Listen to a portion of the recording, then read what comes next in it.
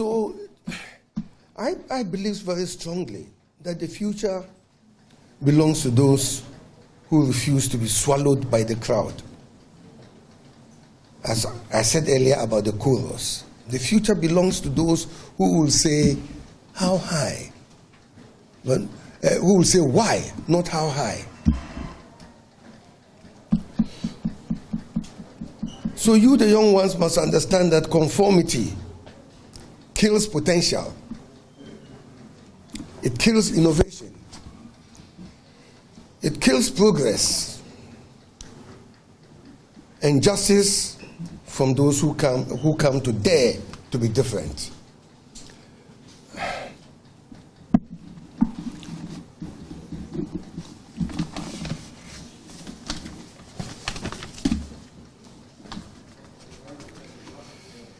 To make a national impact is the other part of this whole discussion. Impact is not measured by titles or positions. Impact is measured by the courage to shape history rather than let history shape you. You don't have to be honorable minister, honorable vice president, honorable excellency president, His Royal Majesty. They don't shape history as such, and they don't actually impact it. It's because they stand there. It is everybody else, you, who think that you are nobody. You are the most important people.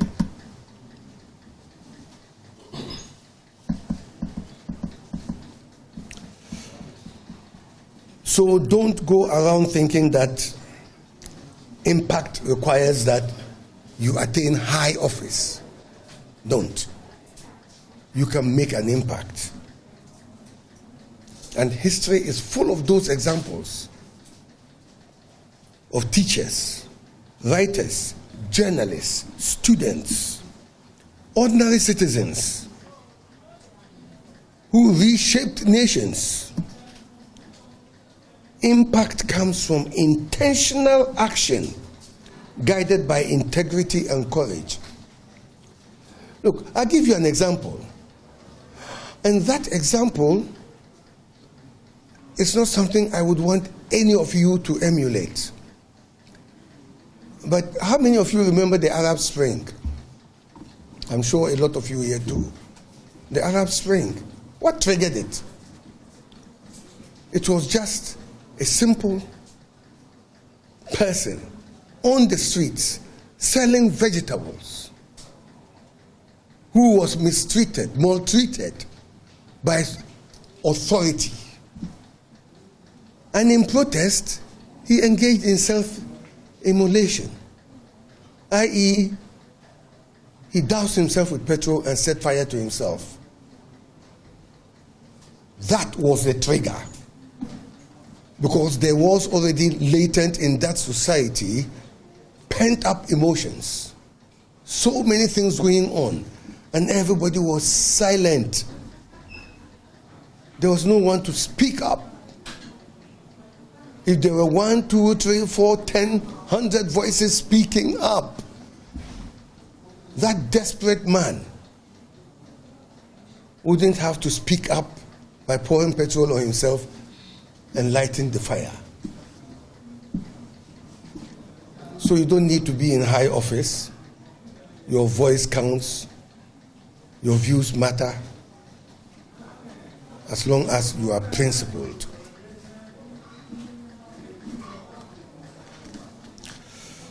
Practical strategies for leadership, ethical leadership. I think the first one is that you have to develop an informed voice. Informed voice. Please, as the saying goes, I heard it and I took it to mean somebody who wanted to look down on black people because they had to find a way to denigrate us at all times. That if you want to hide something from the black person, hide it in a book, because they don't read. How many of you have come across that? A lot of you. So, read widely. Understand the issues. Knowledge will then strengthen your courage. Knowledge. Knowledge. These words are very profound. Let me give you an example. When you leave here, you meet somebody who will say, "Oh, do you know I went to meet Paul Afoko?" "Oh, yes, I know him." Do you? You don't. You just met me. We've met him. I've met him. I know of him, but I don't know him. Knowledge. Knowledge. Now, do you understand what I'm trying to tell you? Knowledge will strengthen your courage.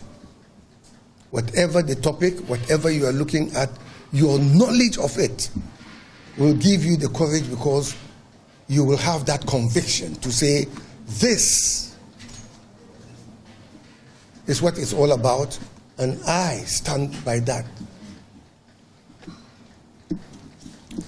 You should separate partisanship from patriotism. Love of country must always be greater than loyalty to any party. I was once the chairman of a political party, as you heard. And so when I tell you that love of country must supersede your partisan political homes, I'm saying this as somebody who has knowledge of it. Anybody who goes into politics, "Oh, I am an elephant, I am an umbrella holder, I am a cockerel, I am Kube, I am..." And you think that the political party you follow supersedes your country's interest, then you have no business going into politics. Then you better stay at home. Better stay at home. The country must always come first, no matter what. No matter what. We can talk about that later. You must be ready to hold leaders accountable respectfully. Respectfully. I'll give you a simple example. And in order not to go personal,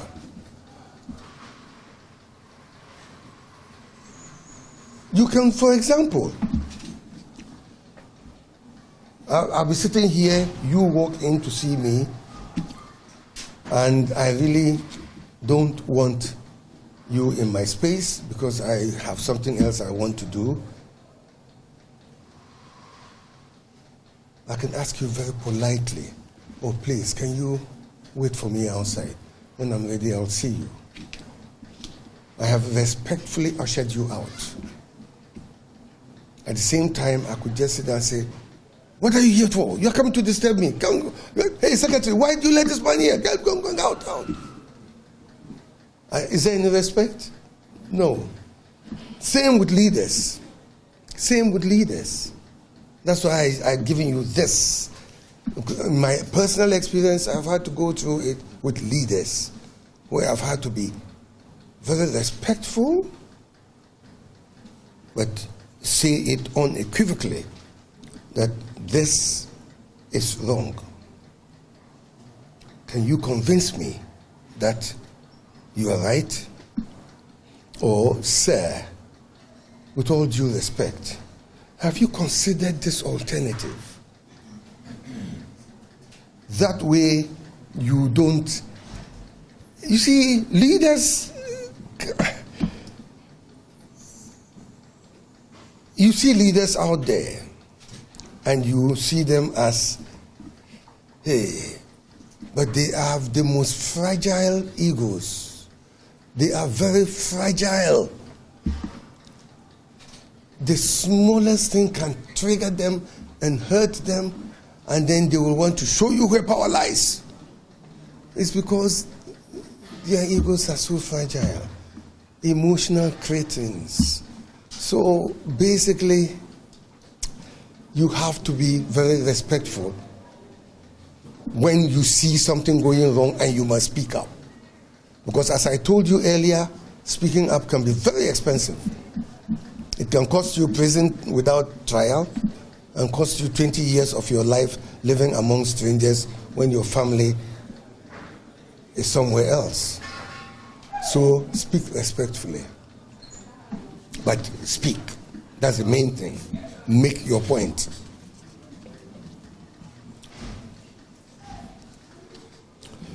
Because it is your patriotic duty to do that.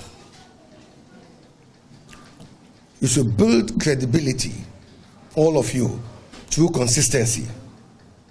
People will trust leaders who are stable, predictable, and value-driven, values-driven.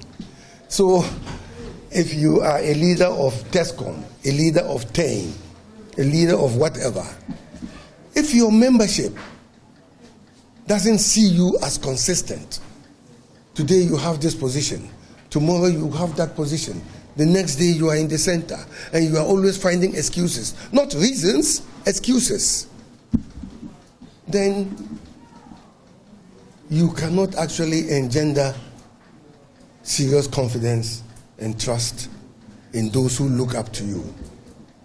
So please, be consistent.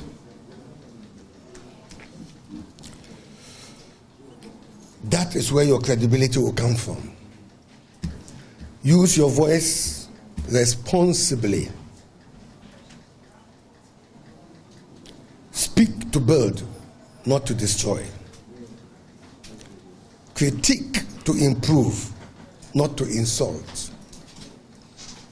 So you see, these days, some people have gained their national fame, or is it notoriety, or infamy, by going on radio, TV, insulting.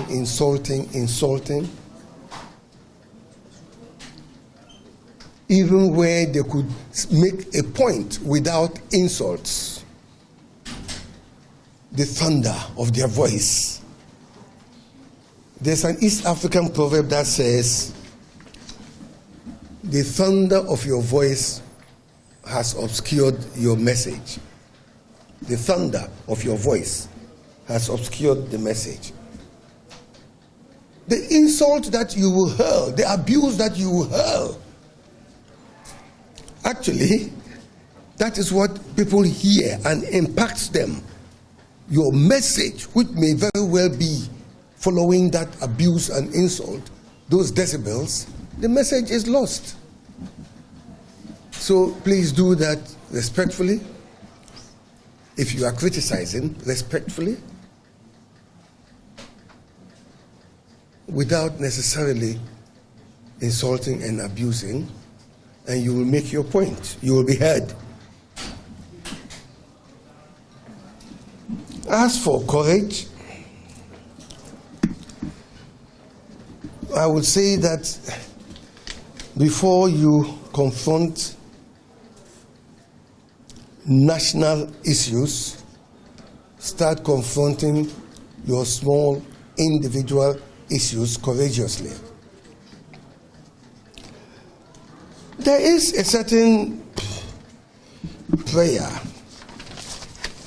and this prayer is actually something that I think I came across it in my early years. And it was asking God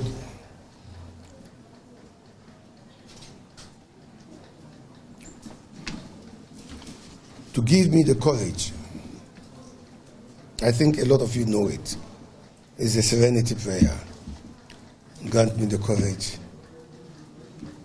grant me the knowledge to be able to discern.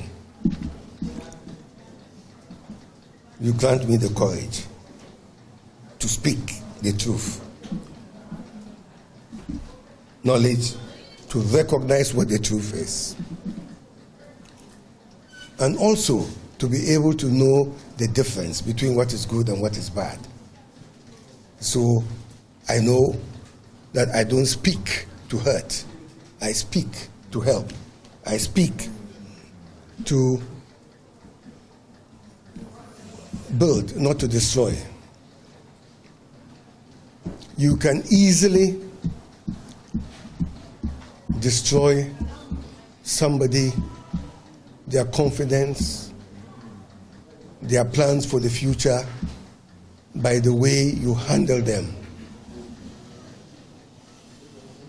If you do it properly, if it is criticism, they will understand. And it will be encouraging. If you do it wrongly, you could shatter them for life, destroy their self-confidence.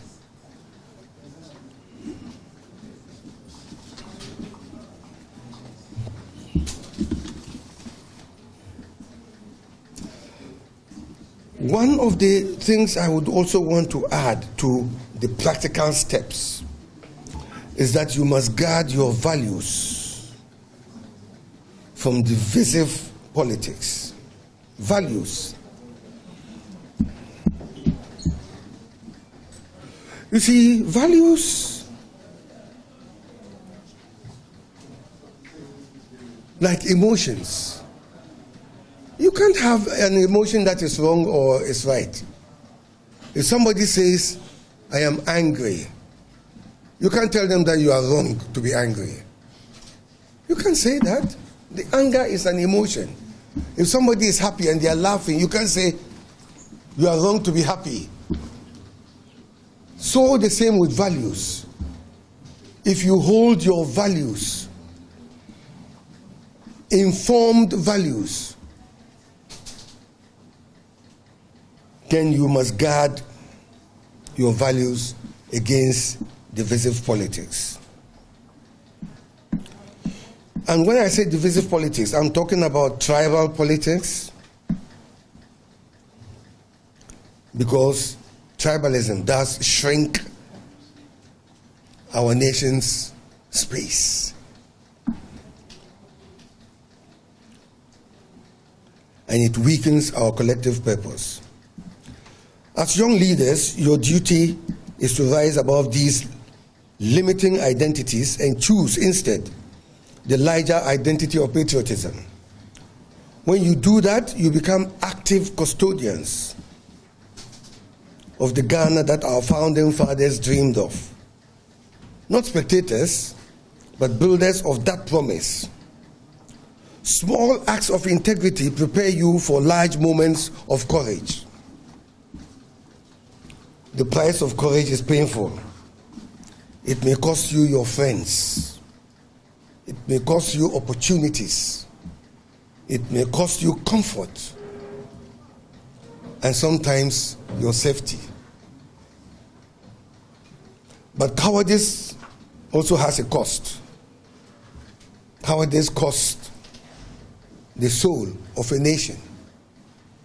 All throughout the history of Ghana, our so-called, our short political journey, because Ghana is still young comparatively. We heard of culture of silence, we heard all that silence and cowardice. When citizens fear speaking the truth, democracy becomes hollow. It just becomes a phrase. When leaders act without accountability, then governance weakens. Courage strengthens nations. Cowardice weakens them. So the role of you, the young ones, the young leaders, the future, our future, Ghana's future. You see, my future is now. Your future is yet to come. It's tomorrow and after. Your role as students of this university. You are the future script writers of Ghana's narrative. And I don't mean you are going to sit down and write scripts. I mean how you live, the courage you show, the knowledge you show, standing up. That is the script. That is the script. It's not writing something for you to go and sit and read in front of a camera. How you live your lives, the courage you show, everything that I've been talking about so far. That's Ghana's script being written. You have to write your script. I've just stood here and spoken about a very small microcosm of Ghana's script that I was part of to this point. You guys have to do the rest. It's ahead of you. You are the next generation of political communicators. You are the next generation of public policy thinkers and practitioners, I must add.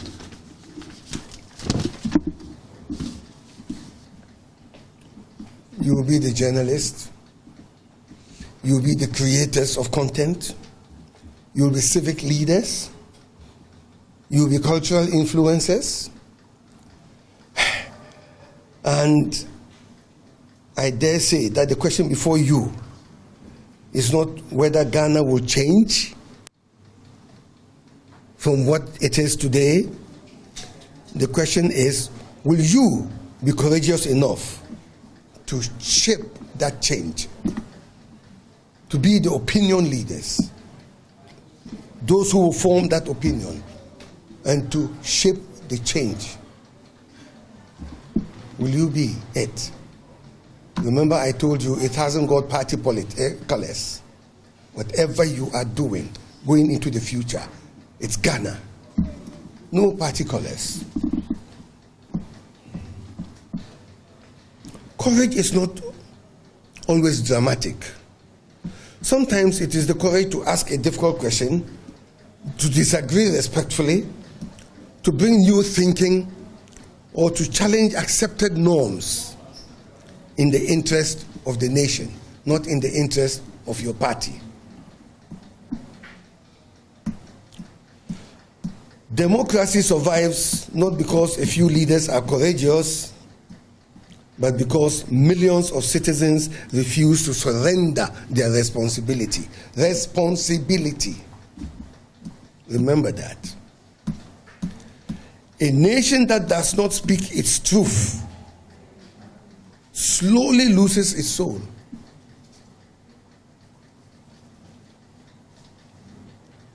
If you don't speak the truth, you will slowly lose your soul. Because incrementally, as you learn to self-regulate, zip it up, famanyami, later, gradually, you are losing something. And collectively as a nation, you'll be losing your country, your nation. So I ask you, you the ones here and those outside, the youth, the future of our country, please, may you keep Ghana's soul alive, please. May you speak up when silence is easier. To just see it, keep quiet and walk away. No, if it needs that you speak up, but respectfully.